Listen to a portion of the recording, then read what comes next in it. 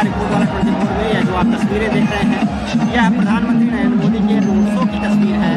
और यह तस्वीर है बनारस के जो मुदौलिया बनारस का जो इलाका है,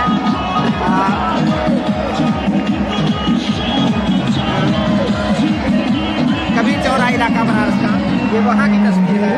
और यहाँ से आप सीधे देख रहे हैं प्रधानमंत्री का रोड शो।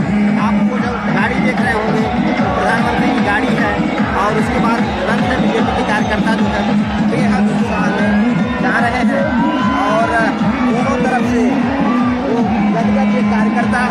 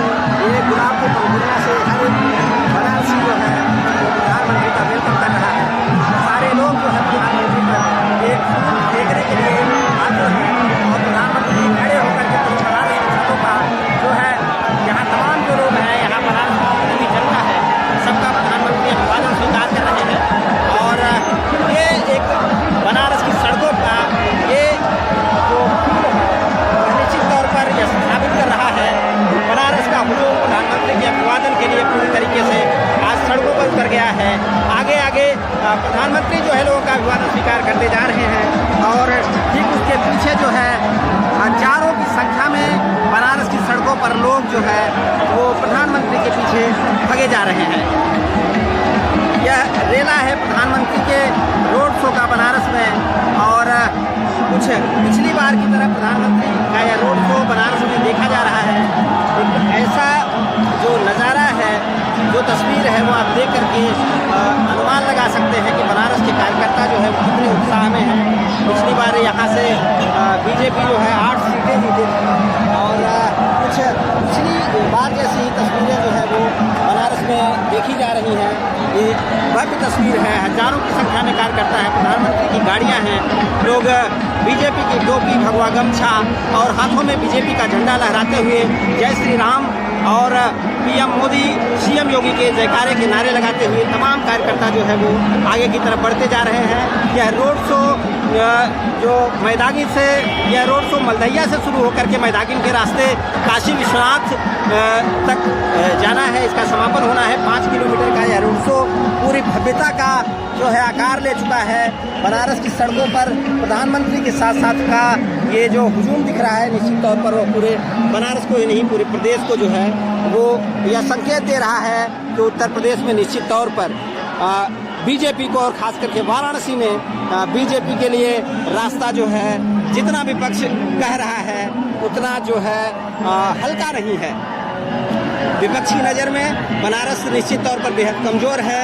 बनारस से विपक्ष कई सीटें जीत रहा है, लेकिन यह तस्वीर जब आप देखते हैं तो आपको ये समझ में आता है कि नहीं, भाजपा ने जो यह प्रधानमंत्री का संसदीय क्षेत्र होने के नाते यह एक भव्य तस्वीर है। और बनारस के कार्यकर्ता कहीं न कहीं प्रधानमंत्री के पर जो है वो उनका एक खास भरोसा है, प्रधानमंत्री से उन्हें खास प्यार है। शायद यही दिखाता है कि यह जो बनारस की तस्वीर है, यह जो प्रधानमंत्री के लिए यह सड़कों पर उमड़ा हुजूम है, यह बता रहा है कि बनारस में जो 7 तारीख को चुनाव होने जा रहा है वह निश्चित तौर पर उतना आसान नहीं है जितना आसान विपक्ष इसे समझ रहा है। यह इलाका शहर दक्षिणी है, जहां से नीलकंठ तिवारी जो है वो विधायक है। यह दूसरी बार भी बीजेपी ने नीलकंठ तिवारी को टिकट दिया हुआ है। कई सारे लोग ऐसा कह रहे थे कि एक मठ के जो पुजारी हैं उनके बेटे को यानी किशन दीक्षित को समाजवादी पार्टी ने जब यहाँ टिकट दिया था तो नीलकंठ तिवारी और किशन दीक्षित को लेकर के, क्योंकि बनारस जो है पूजा पाठ आध्यात्म का शहर है और निश्चित तौर पर यहाँ जो किशन दीक्षित को समाजवादी पार्टी ने जब टिकट दिया तो ऐसा कहा जाने लगा कि जो ब्राह्मण है वो सपा की तरफ रुख कर जाएंगे और नीलकंठ तिवारी का जो व्यवहार था कार्यकर्ताओं के प्रति, उनकी जो उदासीनता थी, उसका भी जो है नीलकंठ को नुकसान हो रहा था।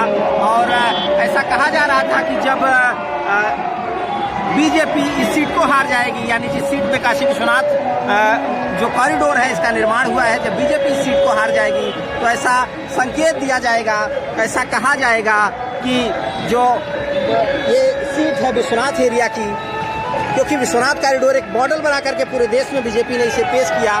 लेकिन अब अगर ये सीट बीजेपी हारती तो निश्चित तौर पर ये चिंता का विषय होता बीजेपी के लिए। और कॉरिडोर का जो मॉडल था, यानी विकास का जो मॉडल था, आध्यात्म का जो मॉडल था और धर्म का जो मॉडल था, खास करके बीजेपी के एजेंडे में, अगर उस क्षेत्र की सीट को बीजेपी हारती तो निश्चित तौर पर उसे मॉडल को बीजेपी के इस जो हिंदुत्व की जो ये शाख है उसे निश्चित तौर पे बट्टा लगता और कहा जाता कि जिस मॉडल को आप प्रेजेंट कर रहे हैं उस मॉडल को जनता ने नकार दिया, यानी आपके विकास किए हुए उस एरिया में बीजेपी का हार जो है वह भाजपा के लिए एक बड़ा नुकसान दे सकता था। खास करके किशन दीक्षित जब उन्हें ऐसी चुनौती दे रहे थे तो प्रधानमंत्री को कहीं न कहीं इस बात की जानकारी मिली और प्रधानमंत्री जब यहाँ थोड़े दिन पहले आए थे तो वो एक दिन यहाँ सभा कार्यकर्ताओं से संपूर्णानंद में सभा को संबोधित करने के बाद वो सीधे निकले और काशी विश्वनाथ जी का दर्शन किए,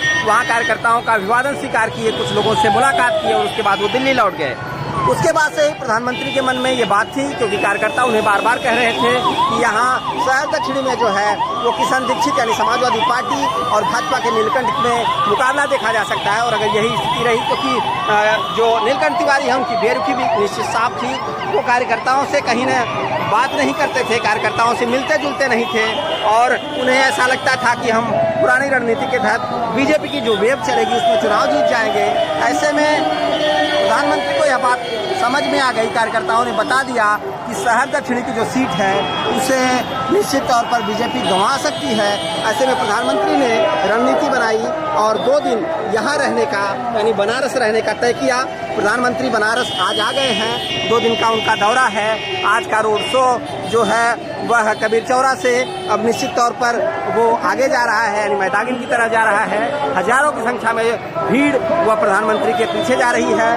कल यानी 5 तारीख को प्रधानमंत्री यहाँ तमाम कार्यकर्ताओं से बातचीत करेंगे, उन्हें अच्छी पोलिंग के लिए कहेंगे और बताएंगे कि बनारस को जीतना और प्रदेश को जीतना भाजपा के लिए कितना जरूरी है। धन्यवाद, नमस्कार।